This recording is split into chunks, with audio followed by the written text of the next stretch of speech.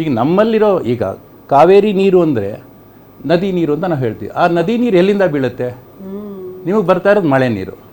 ಕಾಡು ಮೇಡುಗಳಲ್ಲಿ ಬಿದ್ದ ಮಳೆ ನೀರನ್ನ ಕಾವೇರಿ ನೀರು ರೂಪ ನಾವು ತಗೊಳ್ತೀವಿ. ಅದಕ್ಕಾಗಿ ನಾವು ಪಕ್ಕದ ರಾಜ್ಯದವರು ಎಲ್ಲ ರಾಜ್ಯದವರು ಹೋರಾಡ್ತೀವಿ. ನಮ್ಮಲ್ಲಿ ಬಿದ್ದ ಮಳೆ ನೀರನ್ನ ನಾವಾಕೆ ಸದುಪಯೋಗ ಪಡಿಸ್ಕೊಳ್ಳಲ್ಲ. ಒಂದು, ಈಗ ಕಾವೇರಿ ಕೊಳದ ನೀರು ಅಂತಂದರೆ ನಿಮಗೆ ಈ ಎಂಥದ್ದು ಹೇಳ್ತೀವಿ ನಾವು, ಮಲೆನಾಡು ಪ್ರದೇಶ ಮತ್ತು ಗುಡ್ಡಗಾಡು ಪ್ರದೇಶದಲ್ಲಿ ಬೀಳೋ ಮಳೆ ನೀರಿಗಿಂತ ಹೆಚ್ಚಿನ ಭೂಮಿ ನಮ್ಮ ಬೆಂಗಳೂರಿದೆ. ಬೆಂಗಳೂರಿಗೆ ನಮ್ಮ ಹೆಚ್ಚು ಕಮ್ಮಿ 1000 ಮಿಲಿಮೀಟ್ರ್ ತನಕ ಮಳೆ ಬೀಳುತ್ತೆ ಬೆಂಗಳೂರಲ್ಲಿ. ಅದಕ್ಕಿಂತ ಜಾಗ ಜಾಸ್ತಿ ಇದೆ, ಜಾಸ್ತಿ ಮಳೆ ನೀರು ಬೀಳುತ್ತೆ. ಇದನ್ನು ನಾವು ದೊಡ್ಡಮರಿ ಮುಖಾಂತರ ಹರಿದು ತಿರ್ಗಾ ಆ ನೀರು ನದಿ ಪಾತ್ರ ಸೇರಿ ತಿರ್ಗಾ ಅದು ಮುಂದಕ್ಕೆ ಹೋಗಿ ತಮಿಳ್ನಾಡಿಗೂ ಅದು ಹೋಗುತ್ತೆ, ನಮ್ಮ ಕಾವೇರಿ ನೀರು ಹೋಗುತ್ತೆ, ಎಲ್ಲ ನೀರು ಅಲ್ಲಿ ಅವ್ರಿಗೆ ಹೋಗುತ್ತೆ. ಇಲ್ಲಿ ಬಂದಿರೋದು ಒಂದು ಡ್ಯಾಮಲ್ಲಿ ನಮ್ಮ ಡ್ಯಾಮ್ ನೀರನ್ನು ನಾವು ತುಂಬಿದ್ದ ನೀರನ್ನು ನಾವು ಈಚೆ ಬಿಡ್ತೀವಿ. ನಾವು ಇಟ್ಕೊಳ್ಳೋಕ್ಕಾಗಲ್ಲ, ಡ್ಯಾಮ್ ಒಡೆದೋಗುತ್ತೆ.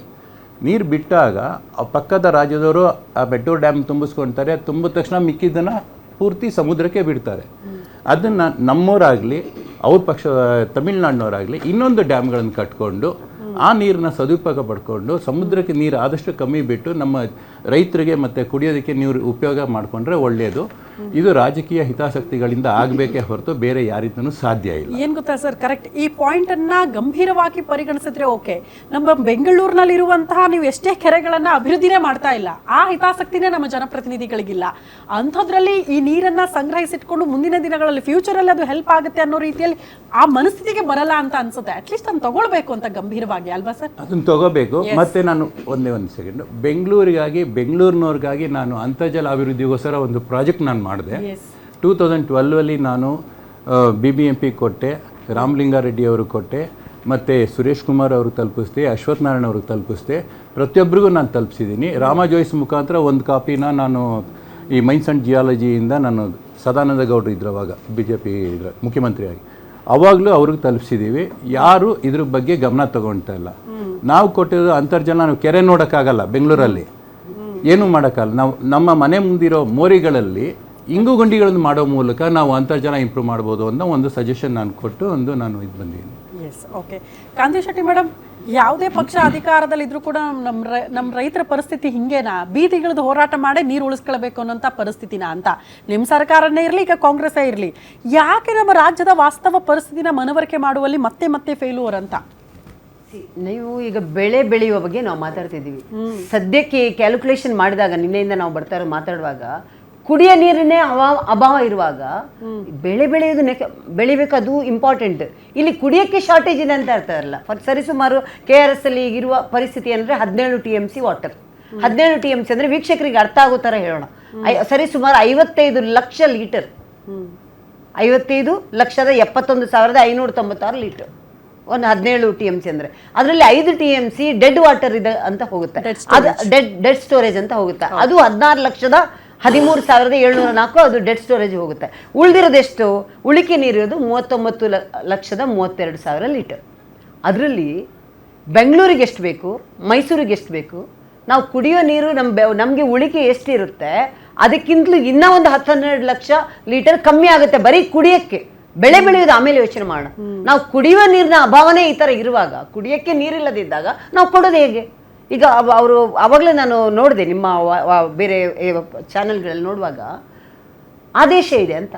ಹೌದು, ಕೋರ್ಟ್ ಆದೇಶ ಪಾಲಿಸಬೇಕಂತ ಒಂದು ಕಡೆ ಹೇಳ್ತಾರೆ. ಆದರೆ ಕಂಟೆಂಪ್ಟ್ ಆಫ್ ಕೋರ್ಟ್ ಆಗುತ್ತಾ? ಇದು ನೀರು ಇದು ತುಂಬ ಇಂಪಾರ್ಟೆಂಟ್ ಅಲ್ವಾ? ಕುಡಿಯೋಕ್ಕೆ ನೀರಿಲ್ಲದೆ ಇದ್ದಾಗ ಪಕ್ಕದ ರಾಜ್ಯಕ್ಕೆ ಹೆಂಗೆ ಕೊಡ್ತೀರಾ?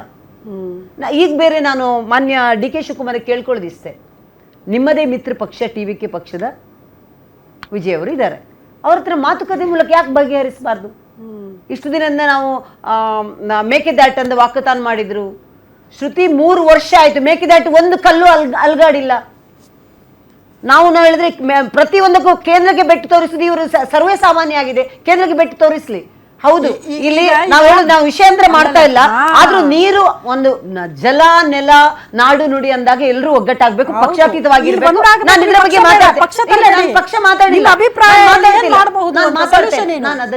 ನಾನು ಹೇಳುದು ಫಸ್ಟ್ ಆಫ್ ಆಲ್ ನಮ್ಮ ಹತ್ರ 3 ಆಪ್ಷನ್ಸ್ ಇದೆ. ಒಂದು, ನಾವು ಮಾತುಕತೆಯ ಮುಖಾಂತರ, ಇದು ತುಂಬಾ ಇಂಪಾರ್ಟೆಂಟ್. ಯಾಕಂತ ಹೇಳಿದ್ರೆ ಈಗ ನಮ್ಗೆ ಸುವರ್ಣ ಅವಕಾಶ ಇದೆ ಇಷ್ಟು ವರ್ಷದ. ಯಾಕಂದ್ರೆ DK ಶಿವಕುಮಾರ್ ಅವರು ಮಿತ್ರ ಪಕ್ಷ ಇರೋದಲ್ಲಿ TVK ಅವರು ಅವರ ಮೈತ್ರಿ ಪಕ್ಷ ಇಂಡಿ ಮೈತ್ರಿಕೂಟ ಇರೋದು.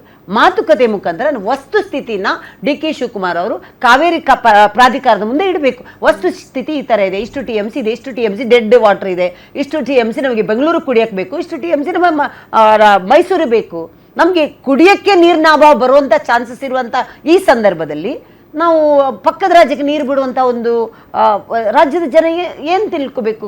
ಪದೇ ಪದೇ ಕರ್ನಾಟಕ ರಾಜ್ಯಕ್ಕೆ ರಾಜ್ಯ ಸರ್ಕಾರದ ರಾಜ್ಯದ ಕನ್ನಡಿಗರಿಗೆ ಈ ಥರ ಯಾಕೆ ತೊಂದರೆ ಆಗ್ತಾ ಇದೆ? ಇದನ್ನು ಮಾತುಕತೆ ಮುಖಾಂತರ ಮೊದಲ ಒಂದು ಆಪ್ಷನ್ ಇರೋದು.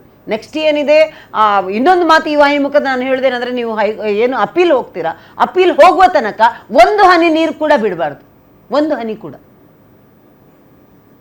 ನಾವು ಕುಡಿಯುವ ನೀರು, ಕುಡಿಯೋಕ್ಕೆ ನೀರು ಇಷ್ಟು ಬರಗಾಲದ ಸಮಸ್ಯೆ ಇದೆ ಅಂತ, ಈವಾಗಲೇ ಮಳೆ ಕಮ್ಮಿ ಇದೆ ಅಂತ ನಾವು ಆಲ್ಮೋಸ್ಟ್ 1-2 ತಿಂಗಳಿಂದ ಇದರ ಬಗ್ಗೆ ಮಾತಾಡ್ತಿದ್ದೀವಿ, ಬರದ ಪರಿಸ್ಥಿತಿ ಅಂತ. ಇಂಥ ಪರಿಸ್ಥಿತಿಯಲ್ಲಿ ರಾಮಲಿಂಗಾರೆಡ್ಡಿ ಅವರು ನೀವೊಂದು 15 ದಿನ ಮೊದಲಾದರೂ ನಮ್ಮ ಮಾನ್ಯ ಸಚಿವರು, ಕ್ಯಾಬಿನೆಟ್ ಸಚಿವರು ಇದ್ದಾರೆ, ಅವರು ಮುಖ್ಯಮಂತ್ರಿ ಜೊತೆ ಚರ್ಚೆ ಮಾಡಬೇಕಿತ್ತಲ್ಲ, ಆದೇಶ ತರುವ ಮೊದಲು ಇದರ ಬಗ್ಗೆ ಚರ್ಚೆ ಆಗಬೇಕಿತ್ತ ಬೇಡವಾ?